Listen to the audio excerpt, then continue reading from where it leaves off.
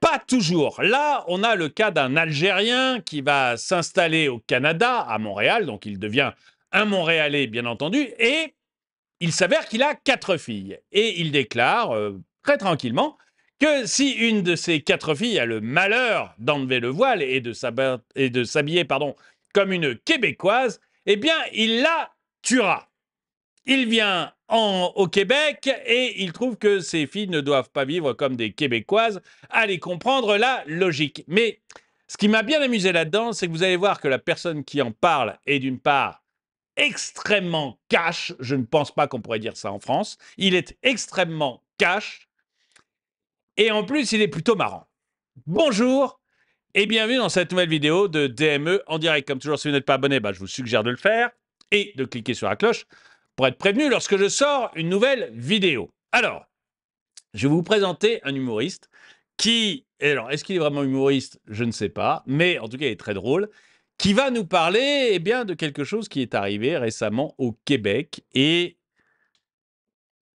qui l'impressionne. Et ce qui m'intéresse, c'est que, ça fait un peu écho, vous verrez bien, avec ce qui se passe aussi en France. Et c'est vrai qu'en France, vous n'entendrez personne parler comme ça parce que c'est beaucoup trop cash, mais j'ai trouvé ça plutôt intéressant. Alors, c'est un tweet de la baronne qui m'a fait découvrir cette personne. Lui, c'est le seul mec, à ma connaissance, qui est humoriste comique, mais en étant premier degré. Et vous allez écouter, c'est impressionnant. C'est vraiment impressionnant dans tous les sens du terme. Un Montréalais, un Montréalais. Ah, moi, ça me fait rire, ça, un Montréalais. Oui, un Algérien. Un Algérien de confession musulmane qui a menacé à répétition ses 4 filles de les tuer. C'est sympathique. Si elles osaient enlever leur voile, en plus de les avoir frappées à plusieurs reprises. Mais on n'est pas tous Québécois. Quand on met un pied au Québec, on ne devient pas tous magiquement des Québécois. Le sol québécois n'est pas magique. Il n'a pas dit... et s'il les voyait comme habillés comme des catins, comme des putes. Il a dit comme des Québécoises.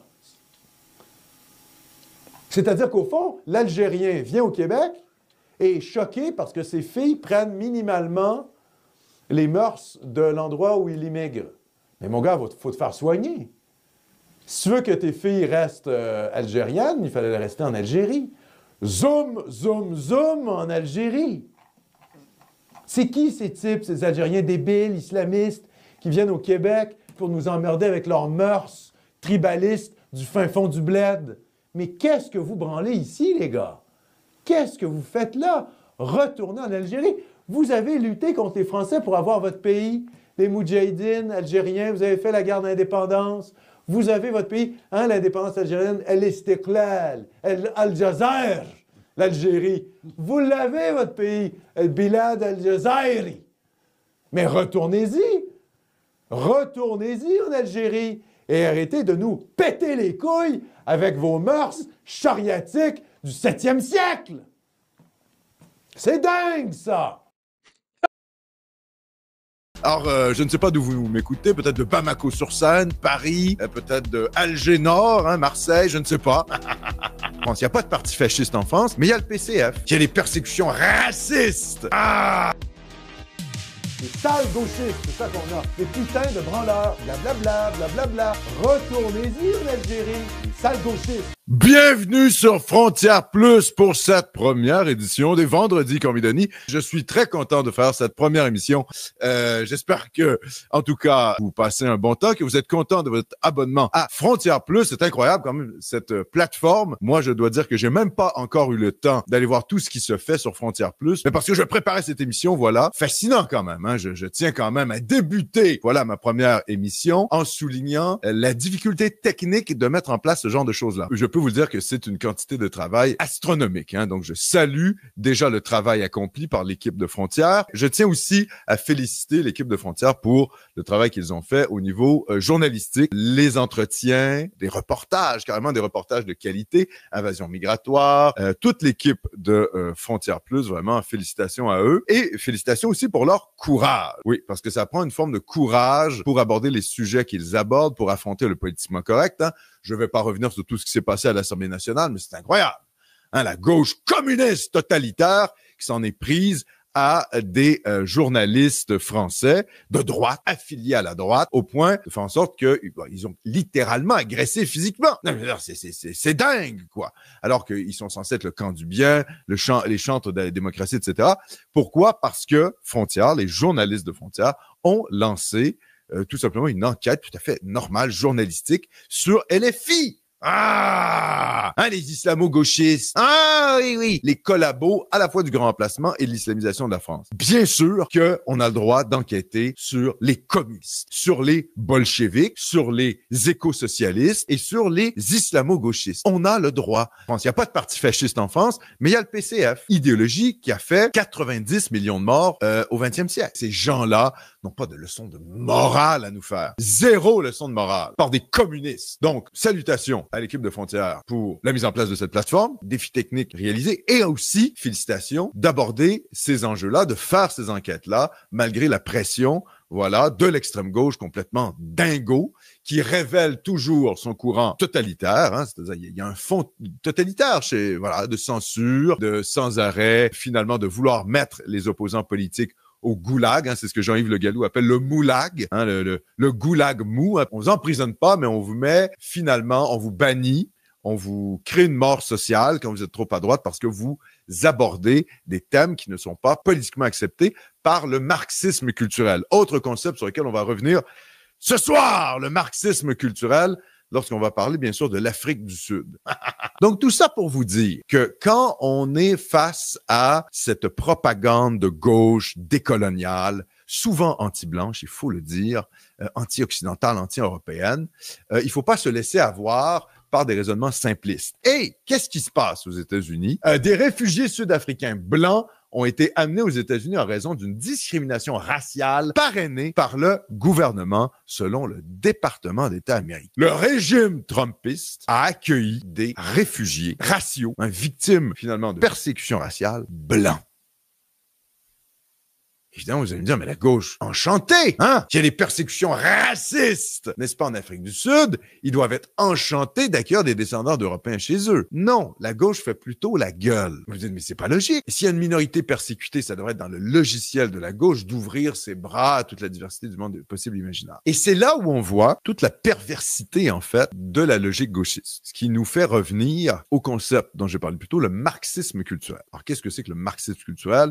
Donc, Marx, qu'est-ce que c'est? Philosophe allemand qui reprend Hegel. Hegel qui explique un peu l'histoire, entre autres, par finalement la dialectique entre les rapports entre le maître et l'esclave. Hein, pour faire simple, Marx radicalise cette dialectique maître-esclave en dominant-dominé. Évidemment, sur un point de vue économique. Hein, on a l'économie, finalement, les bourgeois qui maîtrisent les moyens de production et qui dominent le prolétariat, qui pourtant c'est le prolétariat qui fait la richesse. Le marxisme. Comme les théories marxistes au niveau économique se sont effondrées, en tout cas à battre de l'aile, qu'on s'est rendu compte qu'en fait le marxisme de type stalinien était très autoritaire, très contrôlant, totalitaire en fait, hein, ça a commencé à ne pas plaire à une certaine gauche qui a voulu renouveler la pensée marxiste pour en faire quelque chose d'un peu moins, théoriquement, d'un peu moins totalitaire et étatiste. Et il y a eu une sorte de glissement vers le domaine, le champ du culturel avec le marxisme culturel.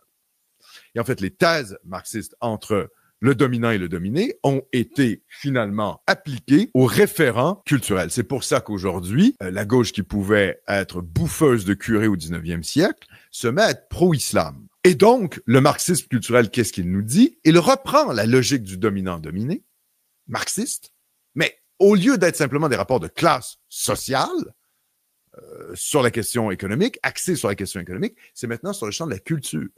Donc, la norme catholique, bourgeoise, blanche, occidentale se transforme en un système d'oppression qui doit être combattu au nom des dominés, qu'ils soient, et c'est toute la logique finalement de la convergence des luttes, qu'ils soient des musulmans radicalisés salafistes, des lesbiennes à anneaux dans le nez et à cheveux verts, ou des minorités raciales. C'est la même chose. Tout se mélange. Parce que ces gens-là sont rejetés du blanc-triarcat de l'hétéronormativité oppressante. Ce qui explique le fait que quand une minorité blanche opprimée par un pouvoir noir, comme on va le voir, sud-africain, sont réfugiés aux États-Unis, la gauche, elle n'est pas contente. Donc, on exproprie évidemment, des propriétaires blancs au nom de quoi? Bien sûr, au nom d'une sorte d'égalité qu'il y aurait à rétablir. Hein. C'est toujours la même chose, l'égalitarisme, mais il faut comprendre que l'ambiance en Afrique du Sud va beaucoup plus loin que ça. Il y a des appels à peine voilés au massacre des Blancs, et il n'y a pas que des appels au massacre des Blancs, il y a une vague de terreur, une vague d'attaques sur des fermiers blancs en Afrique du Sud depuis très longtemps. Des employés blancs sud-africains qui se font égorger, tués par des Noirs, des Sud-Africains. Les Blancs sont persécutés en Afrique du Sud. Et si cette histoire d'expropriation des fermiers blancs vous rappelle d'autres expériences africaines, c'est parce que vous n'êtes pas fous. Bien sûr, ça s'est produit notamment au Zimbabwe. Qu'est-ce qui s'est passé au Zimbabwe? Ah, comment ça se fait que c'est passé d'une économie à une économie à la ramasse? Ce retournement de situation spectaculaire a été imputé à une politique controversée mise en place par M. Mugabe en 2000, donc il y a 25 ans, qui a conduit à la saisie de fermes appartenant à des Blancs et à leur transfert à des Zimbabwéens noirs. Cette politique était très populaire parmi les partisans du président Mugabe, qui considérait qu'elle corrigeait les erreurs de la colonisation britannique qui avait favorisé la propriété foncière des colons blancs. Mais selon le Fonds monétaire international, ce programme a entraîné une chute de la production agricole et une baisse de la productivité. L'Afrique, quoi. Donc ça, c'est ce qui se passe quand vous prenez une population compétente et en raison de ressentiments historiques, voire même de ressentiments raciaux, vous soit les massacrez, soit les chassez. C'est pour vous dire que tous les pays occidentaux un peu infectés par le gauchisme mental sont à peu près face au même problème. Hein, donc vous avez le Mali, vous avez le Soudan, hein, vous avez bien sûr l'Algérie, n'est-ce pas? Vous avez toute l'Afrique subsaharienne francophone. Ça pour vous dire que quand vous êtes africain et que vous massacrez sur votre territoire votre élite blanche, c'est pas nécessairement la meilleure idée.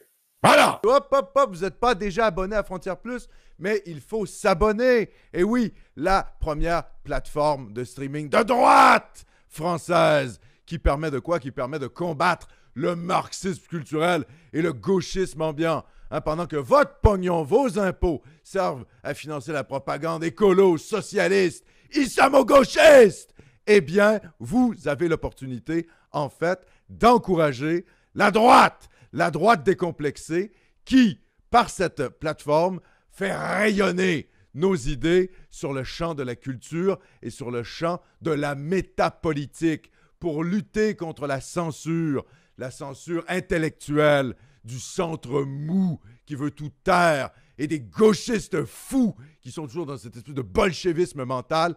Abonnez-vous à Frontières Plus et je serai en direct ce soir 20h sur la plateforme. Comment vous faites? Vous vous abonnez, vous vous connectez et c'est un rendez-vous à ne pas manquer. Les sales gauchistes, c'est ça qu'on a. Des putains de branleurs, blablabla, blablabla. Retournez-y en Algérie, les sales gauchistes.